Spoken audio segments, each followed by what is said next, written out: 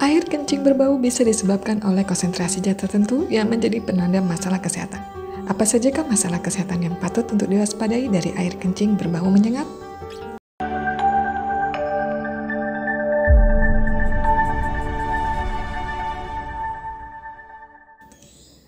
Infeksi saluran kemih. Salah satu gejala dari infeksi saluran kemih adalah adanya bau yang sangat menyengat dan cenderung air kencing bau busuk. Tak hanya itu, urin juga akan berubah menjadi lebih keruh, adanya rasa nyeri atau mengalami sensasi tidak tuntas saat buang air kecil, atau bahkan adanya darah pada air seni. Batu saluran kemih. Andai di saluran kemih terdapat batu, maka hal ini akan membuat air seni Anda memiliki bau amonia yang menyengat.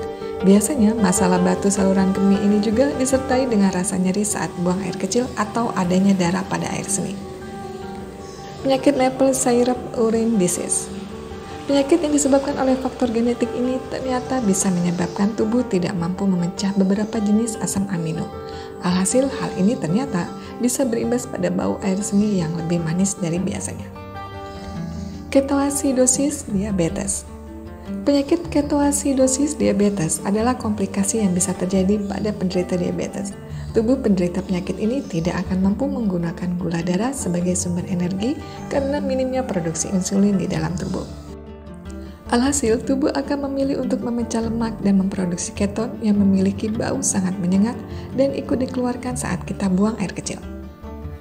Fistula kandung kemih. Fistula adalah lubang yang menghubungkan saluran pencernaan dan kandung kemih. Normalnya, tubuh tidak memiliki lubang ini.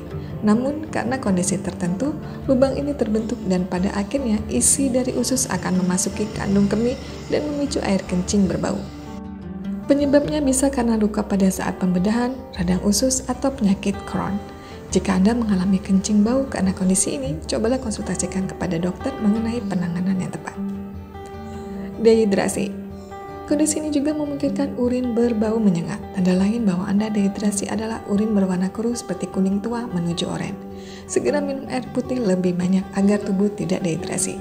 Jika dehidrasi tergolong berat, hal itu mungkin diikuti dengan rasa lelah yang amat sangat, lemas, gelisah, hingga penurunan kesadaran. Ada beberapa cara agar kesehatan saluran kencing terjaga dan air kencing bau bisa diminimalisir.